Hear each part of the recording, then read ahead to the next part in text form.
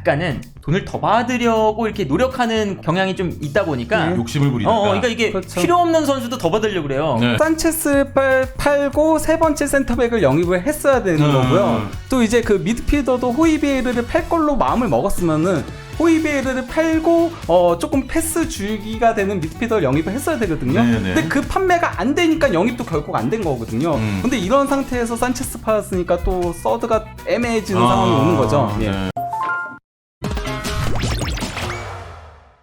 토트넘에게는 굉장히 반가운 소식이 또 들렸어요. 네, 산체스와 은돔벨레가 드디어 갑니다. 어디로?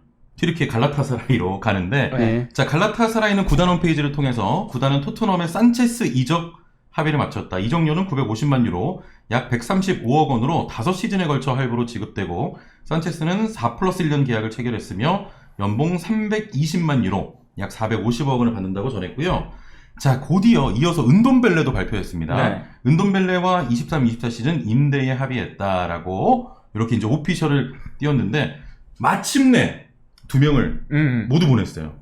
물론 뭐 은돔벨레는 완전히 보냈다라고 할 수 임대? 없죠. 임대죠, 임대니까 임대. 예 아마 그리고 연봉 보조가 됐을 가능성도 상당히 네. 있다라고 생각합니다. 왜냐면 은돔벨레는 갈라타사라이가 이제 감당하기 힘든 연봉을 받고 돈이 있는 너무 선수거든요. 비싸니까. 예. 예 그렇긴 한데 다빈손 산체스 같은 경우는 약간 좀 아쉽긴 하죠. 왜냐면은 이전에 더 비싸게 오퍼한 구단들이 있었거든요. 아. 예 근데 토트넘이 조금 더 받아보겠다고 했다가 이적 시장이 닫히면서 네. 도리어 950만 유로에 그것도 5년 분할 납부입니다. 아, 분할 납부. 예, 그렇기 때문에 장사를 이번에 조금 잘못한 게 아닌가 레비가 예, 그런 생각이 조금 들긴 하죠. 아니, 그래도 이제 두 명의 골칫덩어리를 보낸 건 다행 아니에요? 토트넘 입장에서? 그렇긴 하죠. 네. 근데 이게 일단 뭐 은돔벨레는 어차피 팔 수는 없는 선수였고 그렇죠. 실력 대비 연봉을 너무 많이 받고 있어서 그렇죠. 비싸니까. 아니 뭐 선수 입장에서는 굳이 연봉 깎아서 딴 팀 갈 이유 없잖아요. 네네네. 그래서 이게 어차피 할 수 없는 선수였고 산체스를 이제 떠나 보냈다는 게 그래도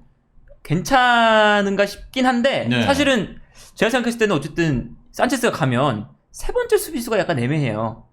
토트넘의 세 번째 토트넘 수비수. 입장에서. 그렇죠. 그러니까 그래도 산체스가 세 번째 수비수 중에서 가장 후보가 네. 높은 순위였는데 네. 나가면 다이어요? 벤 데이비스, 벤뎁 다이어. 다이어 그리고 애슐리 필립스가 예, 있죠. 지금 애슐리 필립스가 올라온 상태예요. 올라왔군요. 다이어가 아예 명단에 없다 보니까 예. 이제 이렇게 되면 벤 데이비스, 애슐리 필립스, 다이어 요 정도 순번인 건데 로메로나 누가 뭐 부상 한 번 당하면 위험하겠는데. 그렇죠. 그러니까 뭐 벤 데이비스도 사실은 중앙 수비수로서는 100% 예. 발휘할 수 있는 선수도 아니고. 그렇죠. 평가전 내내 이제 공중볼에서 상당히 문제를 드러냈었죠. 벤 데이비스가. 네. 그래서 떠나 보내렸으면 이제 뭐 다이어를 먼저 떠나 보냈던가 아니면 이제 뭐 탄강가라도 좀 남겨놔서 네. 세 번째 수비수 정도로는 남겨놨어야 되는데 산체스를 좀 파는 게 약간 좀 수비 라인의 이 뎁스가 좀 너무 얇아진다는 생각이 들고 네. 그리고 아까 말씀해 주신 것처럼 산체스가 지난주에 리그컵에 나온 게 문제였어요.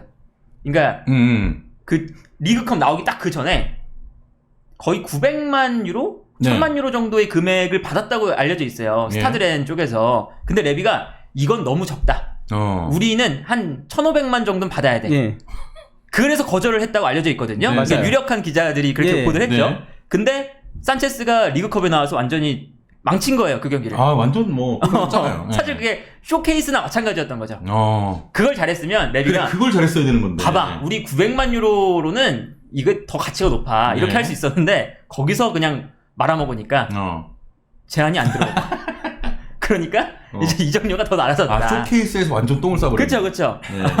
그리고 결국 그거예요. 뭐냐면은 진리 쩌안쩌라고 쩌리는 안 팔려서 쩌리인 건데 그냥 안 팔리잖아요. 다이어 같은 선수들 팔고 싶겠죠 마음은. 팔고 싶죠. 예, 팔고 싶은데 선수도 눈높이가 높아가지고 본인이 역제안을 바이언, 도르트문트 이런 데다가 역제안을 하고 있고 네. 예 그러다 보니까 안 나가니까 코모는 어쩔 수 없이 팔릴만한 선수, 돈 되는 선수를 팔게 되는 이런 악순환이 반복이 되는 거라고 할 수 있는 거죠. 네. 아니 근데 다이어는 뭘 믿고 그렇게 도르트문트랑 바이에른 미넨에 모르겠습니다. 역전을 한 거예요. 모르겠습니다. 네. 아니 그냥 그 팀들이 센터백이 좀 없어 보여서 벨라코찹 영입한다니까 본인이 벨라코찹보다 더 낫다라고 생각을 했나 보죠. 자존감은 세네. 네. 아무튼 그 은돔벨레 같은 경우는 또 완전 이적 옵션도 포함이 돼 있는 거죠? 포함이 되어 있다고 하는데 네네. 이건 사실 뭐 나폴리도 포함이 돼 있었잖아요. 네. 근데 이게 그 토트넘이 투자한 금액이 일단 있어갖고 이 이게- 완전 이적 금액이 절대 저렴하진 않을 것 같거든요. 네. 이게 그러니까 어. 의무가 들어가야 되는 건데 의무가 들어가야 되는데 이것도 의무가 그냥- 안 들어갈 거라는 거죠. 조건부일 거라는 거죠. 거의. 예. 그러니까 뭐 의무가 들어가면 사실 영입하는 입장에서는 은돈벨레 이제 연봉도 좀 줘야 되니까 그냥 그래도 은돈벨레 실력이면 산체스 금액 정도? 네. 한 900만 유로 정도? 막 이렇게 생각할 거 아니에요. 근데 은돈벨레를 영입한 금액이 워낙 크다 보니까 토트넘은 떠나보낼 때 비싸게 떠나보내고 싶죠. 네네. 근데 거기서 이제 나오는 괴리감 때문에 이게 은돈벨레는 팔기가 매우 힘들다. 그렇죠. 그럴 수밖에 없죠.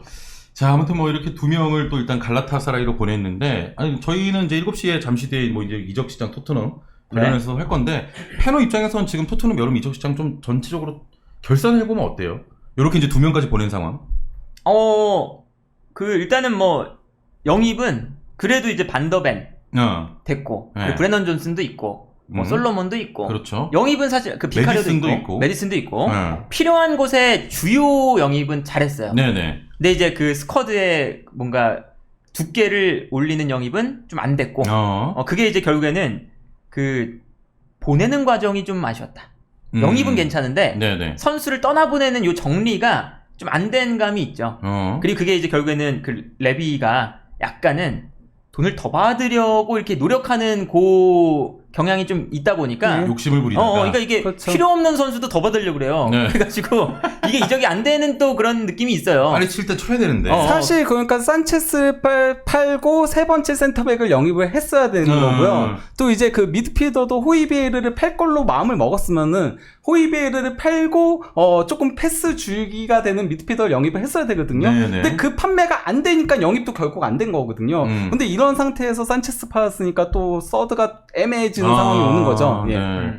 이제 뭐 센터백의 뎁스 문제로 뭐 시즌 뭐 중후반으로 가면 조금 위험해질 수 있겠습니다. 토트넘 입장에서는. 그렇죠. 아니 뭐 물론 이제 FA컵만 한다, 리그만 한다. 이게 있긴 하지만 네네. 그래도 리그 하다가 보면 부상당할 수도 있지. 부상도 당할 수 있고 네. 뭐 경고 그렇죠. 누적돼서 못 나올 수도 있고 퇴장당할 수도 있고 여러 가지 변수가 있는데 네. 일단은 수비수가 너무 좀 부족하다는 거. 음. 요게 이제 일단은 가장 큰 문제가 되지 않을까. 그렇습니다.